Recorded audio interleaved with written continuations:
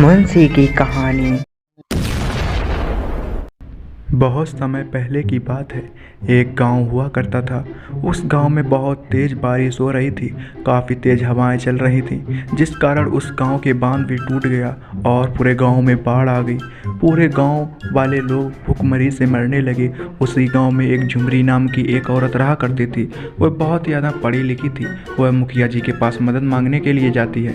मुखिया जी, आप लोगों की मदद क्यों नहीं करते हो?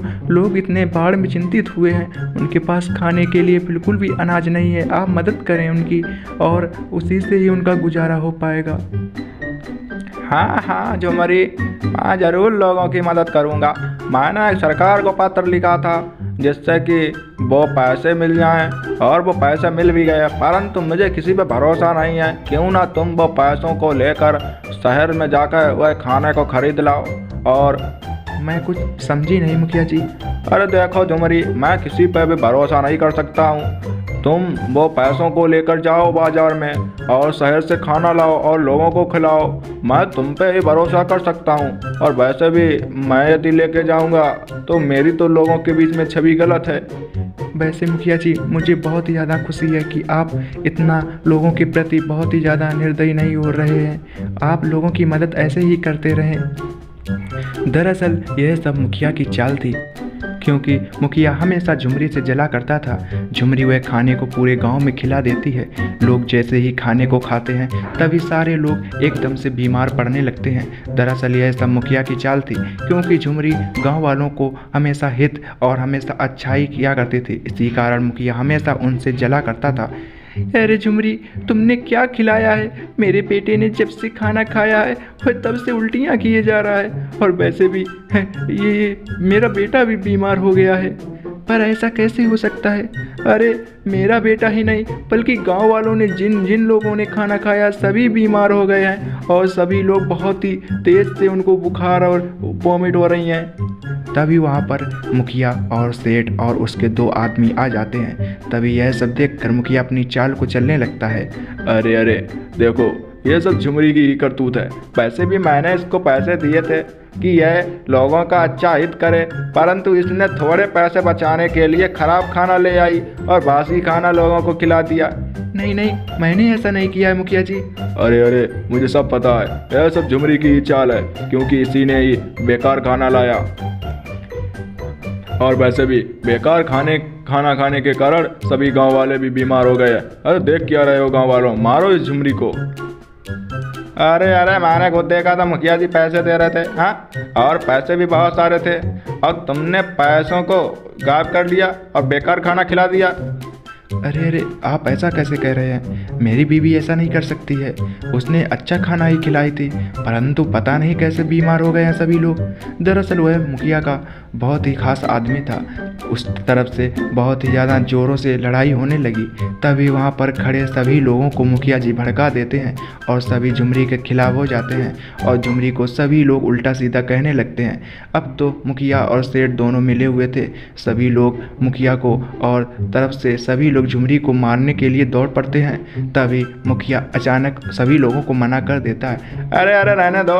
वैसे भी मैं स्त्री जात का बहुत ही ज़्यादा आदर करता हूँ। अब इसको क्या मारने से फ़ायदा है? अपने गांव में एक नया इंस्पेक्टर आया है, उसी को इसे सौंप देते हैं और सारा कार्रवाई कानूनी करेगी।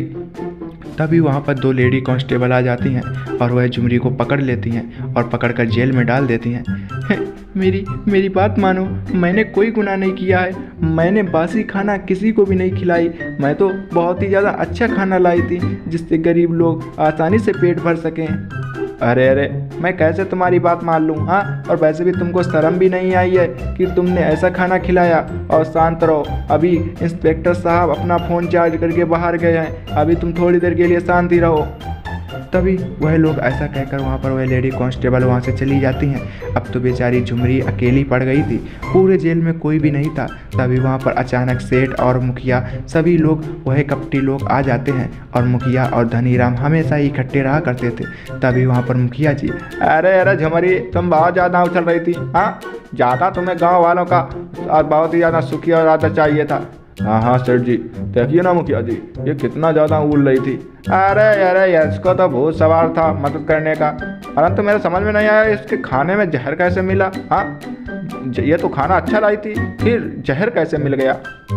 अरे अरे तू तो है पागल, यदि तू इतना दिमाग चलाया होता तो आज मुखिया ना होता। हाँ, यह सब करतूत मेरी थी। वैसे भी उसमें मैंने थोड़ा जहर मिलाया ताकि लोग मरे ना, बल्कि सभी लोग बीमार हो जाएं। और मुझे इतना भी पता है कि वह जहर मिलाया किसने। यह सब तो मेरी ही चाल थी, परंतु जहर किसी और ने मिलाया और मैं वो भी लाता हूँ। तभी वहाँ पर दरअसल झुमरी का पति आ जाता है। दरअसल जहर तो झुमरी के पति ने ही मिलाया था। अरे अरे विमल, तुम कैसे? तुमने जहर मिलाया? मुझे अपनी आंखों पर विश्वास नहीं हो रहा है। तुमने ऐसा क्यों किया कि जहर तुमने खुद मिला दिया? अरे अरे शांत रह झुमरी, वैसे भी मैं तुझसे जला करता था। तू हमेशा लोगों का मदद करने के लिए आगे रहती थी। सभी लोग तुझी को ही जाना करते थे, मुझे कोई भी नहीं जानता था। आगे चल के तू मुखिया बन जाती तो मैं तो कुत्ता ही बन जाता। वो तो शुक्र मनाओ मुखिया जी का। अरे अरे लो झुमरी, अब तो तुम्हारा पति भी नहीं है साथ। हाँ, अगर मेरे साथ होती तो आज माला माल होती, नोटों पर खेल रही होती।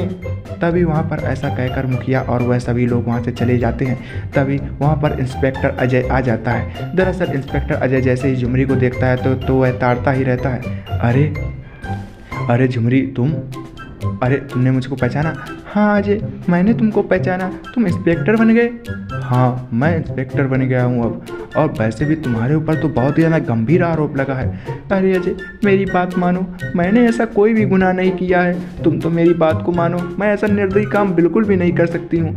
तभी झुमरी पूरी बात बताती है और वह थाने में जो बात हुई है वह पूरी बात को बतलाती है। तभी वह आगे से पीछे तक सारी बातें बताती है कि किस प्रकार उसको मुखिया जी ने चूतिया बनाया और उसको हमेशा गुनाह की ओर और उसके पीछे उन लोगों का आरोप सौंप दिया, जिस कारण झुमरी हमेशा के लिए जेल में पहुंच गई।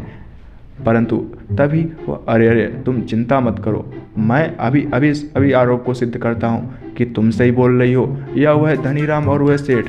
तभी इंस्पेक्टर अपना मोबाइल चार्ज से निकालता है और वह उसी से ही रिकॉर्डिंग सुनने लगता है। तभी इंस्पेक्टर अजय सब कुछ समझ जाता है। दरअसल इंस्पेक्टर अजय हमेशा ही वॉइस रिकॉर्डिंग लगाया हुआ करता था।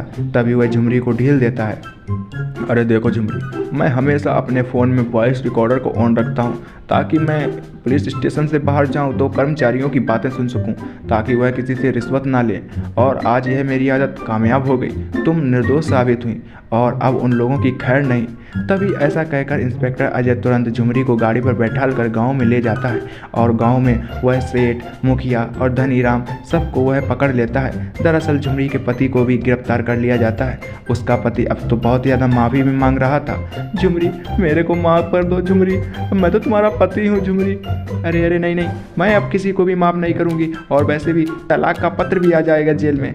तभी उन लोगों को उम्र कैद की सज़ा कर दी जाती है और अब झुमरी हमेशा ही लोगों की मदद करने लगती है और आज तक झुमरी ही अब उस गांव की मुखिया थी। आगे की कहानी देखने के लिए सब्सक्राइब करें और देखते रहें मुंशी की कहानी।